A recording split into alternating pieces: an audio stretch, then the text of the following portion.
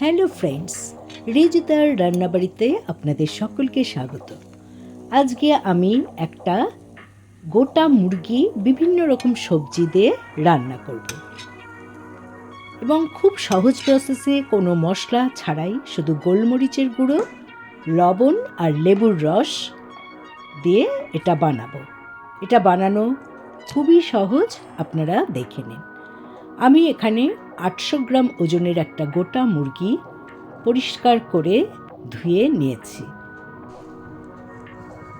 পেটের ভেতর থেকে সমস্ত ময়লা দোকান থেকেই পরিষ্কার করে নিয়ে এসেছি এবং ধোয়ার পর একটা টিস্যু পেপার দিয়ে আমি ভালো করে এটা মুছে নিচ্ছি। দেখতেই পাচ্ছেন গায়ে যাতে জল না লেগে থাকে। আমি কিছু ভেজিটেবল ইউজ করব এই রান্নাটার সময়, তাই মোটামুটি মিডিয়াম সাইজ একটা গাজর নিয়েছি। স্কিনটাকে ছাড়িয়ে নিলাম এবং এইভাবে কেটে নিচ্ছি।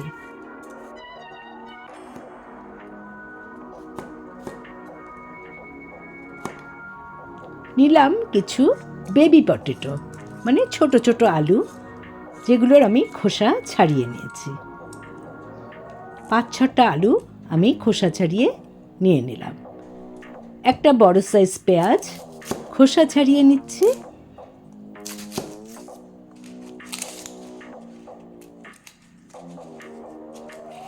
আর পিস করে নিচ্ছি।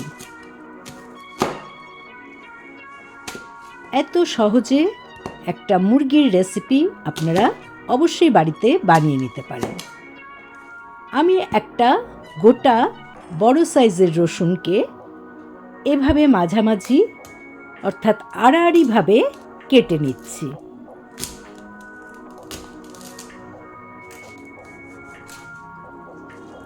আমি খোসা খুব একটা ছাড়ালাম না, এভাবেই রেখে দিলাম।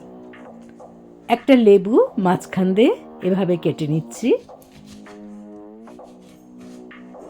লেবুর এই সাদা অংশগুলোকে ফেলে দিলেই ভালো হয়। এবারে একটা বোলের মধ্যে আমি এই কেটে নেওয়া সবজিগুলোকে তুলে নিচ্ছি।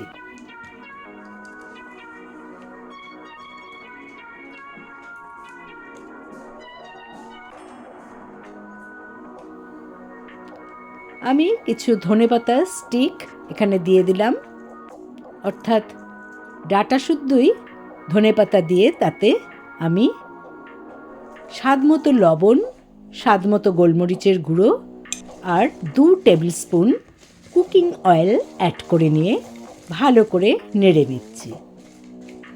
ঝাঁকিয়ে ঝাঁকিয়ে নেড়ে নিচ্ছি, যাতে ওপরে নিচে সমানভাবে মশলাগুলো সবজির সাথে মেখে নেওয়া যায়। এবার আমি যেই পাত্রে রান্না করব সেই পাত্রে এই আস্ত মুরগিটাকে তুলে নিলাম এবং ভেতরের অংশে আমি স্বাদমতো লবণ আর গোলমরিচের গুঁড়ো অ্যাড করে দিলাম। কেটে রাখা এই লেবুগুলো আমি হাফ লেবু আমি এর ভেতরে ঢুকিয়ে দিচ্ছি। আগেই বলেছি যে রান্নাটাতে আমি সেভাবে মশলা ইউজ করছি না। লেবুর সাথে হাফ রসুন আমি এখানে ঢুকিয়ে দিলাম আর কিছু ধনেপাতা এরকম বোটা শুদ্ধ গোটাই এর মধ্যে ঢুকিয়ে দিলাম। আর কোনো কিছুর ব্যবহার এতে লাগছে না। মুখটাকে ভালো করে বন্ধ করে দিলাম।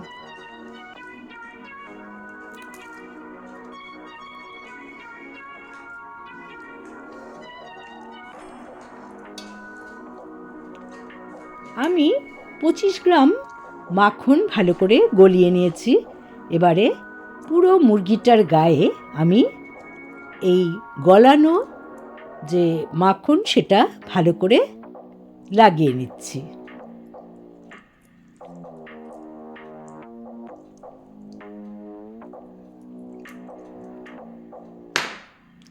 স্বাদমতো লবণ ছড়িয়ে দিচ্ছি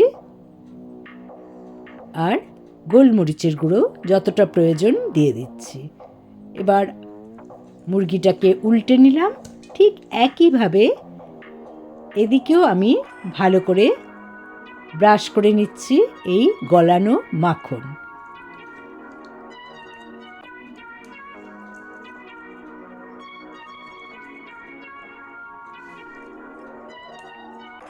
আবারও আমি স্বাদ মতো লবণ এবং গোলমরিচের গুঁড়ো এতে অ্যাড করে নিলাম।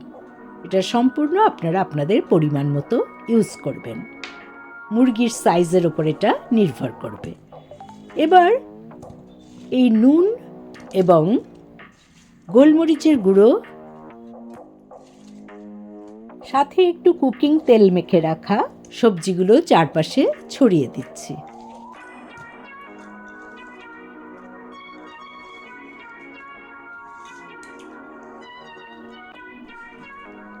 কিছু ধনেপাতা দিয়ে দিচ্ছি। আপনারা চাইলে অন্য কোনো পাতারও এখানে ব্যবহার করতে পারেন, যেগুলো সুন্দর গন্ধযুক্ত পাতা।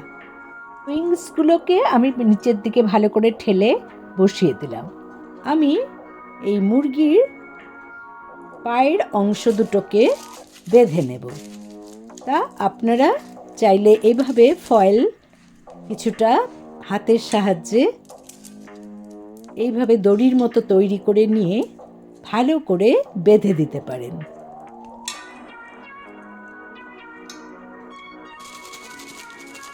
আমি ওপরে আলতো করে একটু কাশ্মীরি লঙ্কার গুঁড়ো ছড়িয়ে দিয়েছি।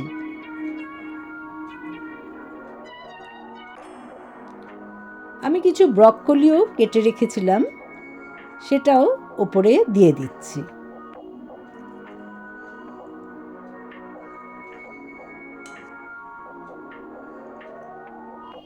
নিচে যেটুকু জুস ছিল সবই ঢেলে দিলাম এবং সব কিছুর ওপর একবার একটু লেবুর রস দিয়ে দিলাম। এবার ঢাকা দিয়ে দিলাম। আমি সারা রাত এটাকে ঢাকা দিয়ে ম্যারিনেটে রেখে দিয়েছি ফ্রিজে। একটা থার্মোমিটারের সাথে অ্যাড করে নিলাম। থার্মোমিটারটা দিলে আমার খুবই সুবিধা হবে টেম্পারেচারটা কাউন্ট করতে। তবে থার্মোমিটার ছাড়াও আপনারা চোখ বন্ধ করে আমি যেটা ইউজ করেছি যেই টেম্পারেচার সেটা করতে পারেন।